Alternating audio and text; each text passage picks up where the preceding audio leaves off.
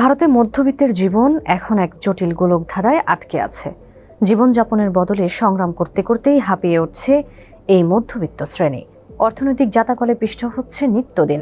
আর এই সমস্যার মূলে রয়েছে কৃত্রিম বুদ্ধিমত্তা বা এআই প্রযুক্তির বিকাশ। একসময় শিক্ষিত চাকুরিজীবী বহু মানুষ এখন এআই এর কারণে চাকুরি হারা। অন্যদিকে প্রতিনিয়তই বাড়ছে জীবনযাত্রার ব্যয়। চরম অর্থ সংকটে উঠছে নাভিশ্বাস। মধ্যবিত্তের এই বোবা কান্না কি শুনতে পান ভারতের প্রধানমন্ত্রী নরেন্দ্র মোদী?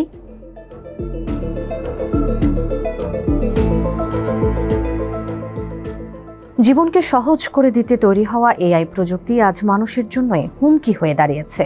যেমন মুম্বাইয়ের এটিএম বুথগুলোর নিরাপত্তা দিতে একসময় 60,000 নিরাপত্তা রক্ষী দায়িত্ব পালন করতেন, অথচ এখন এই দায়িত্ব সামলাচ্ছে মাত্র 100 জন অপারেটর। ক্যামেরা, সেন্সর ও এআই প্রযুক্তির কারণে একটি রুমে বসেই শহরের 30,000 এটিএম বুথের নিরাপত্তা দিতে পারছেন এই 100 জন কর্মী।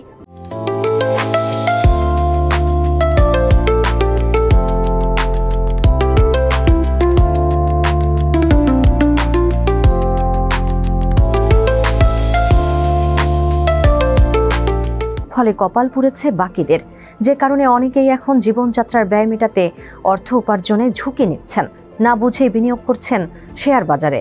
ভারতে যার পরিমাণ প্রায় 9 মিলিয়ন, এই মানুষগুলো বছরে বিনিয়োগ করছেন প্রায় 12 বিলিয়নেরও বেশি।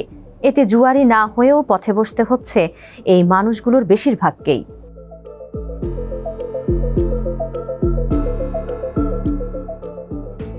ভারতে এতদিন আইআইটি ডিগ্রি অর্জন ছিল সোনার হরিণের মতো। চাকুরির বাজারে কদর ছিল কমার্স ডিগ্রিধারীদেরও। কিন্তু আজ সেই প্রেক্ষাপট অনেকটাই পাল্টে গেছে।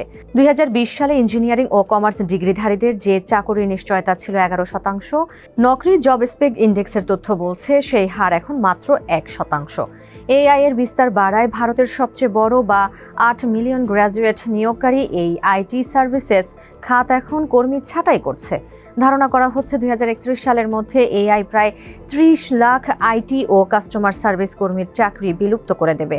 অথচ চাকুরির বাজার সংকুচিত হলেও প্রতি বছর নতুন করে 8 মিলিয়ন নতুন স্নাতক বাজারে আসছে।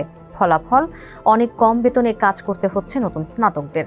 আর এক সময়ের সোনার হরিণ আইআইটি ডিগ্রিধারীদের মধ্যে চাকরি পাচ্ছেন না 1/3 বেশি স্নাতক। অর্থাৎ এক সময়ের সোনার হরিণ এখন পরিণত হয়েছে লটারির টিকিটে।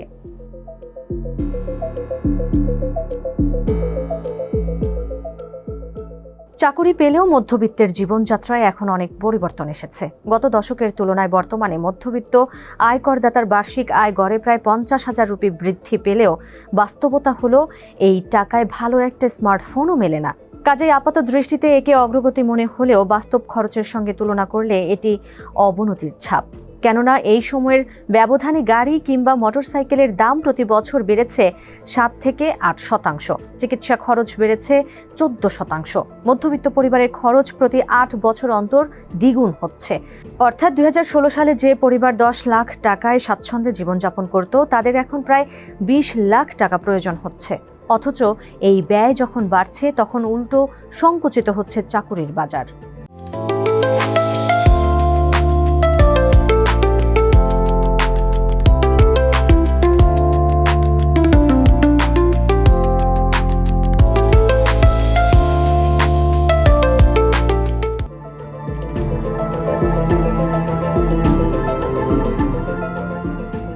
ভারতে জীবনযাত্রার ব্যয়ের সঙ্গে আয়ের একটি বিস্তর ফারাক তৈরি হচ্ছে, যে কারণে এই ফাঁক পূরণে ঋণ নিচ্ছেন অনেকেই। বিবিসির তথ্য বলছে, ভারতের গৃহস্থালী ঋণ আয়ের তুলনায় ছাড়িয়ে গেছে যুক্তরাষ্ট্র ও চীনকেও। প্রায় অর্ধেক ভারতীয় পরিবার ইতোমধ্যেই ব্যক্তিগত ঋণ নিয়েছেন, অথচ এই ঋণ কোনো স্থায়ী বিনিয়োগ তৈরি করছে না, বরং জীবিকা নির্বাহে খরচ হচ্ছে। আর এই ঋণ গ্রহীতাদের 5 থেকে 10% এখন আটকা পড়েছেন ঋণ জালে। পুরনো ঋণ পরিশোধ করতে নতুন করে ঋণ নিচ্ছেন তারা, যেখান থেকে বেরিয়ে আসার উপায়ও জানা নেই তাদের, যার প্রভাব পড়ছে বাজারে। এছাড়া ভারতে গাড়ি বিক্রি বৃদ্ধির হারও 14 বছরে 11% কমে নেমে দাঁড়িয়েছে 3%। দীর্ঘস্থায়ী ভোগ্যপণ্য বৃদ্ধির হার 11% থেকে নেমে এসেছে 2%, যা এক জটিল পরিস্থিতির সম্মুখীন করেছে বৃহৎ ভোক্তা কোম্পানির মালিকদের।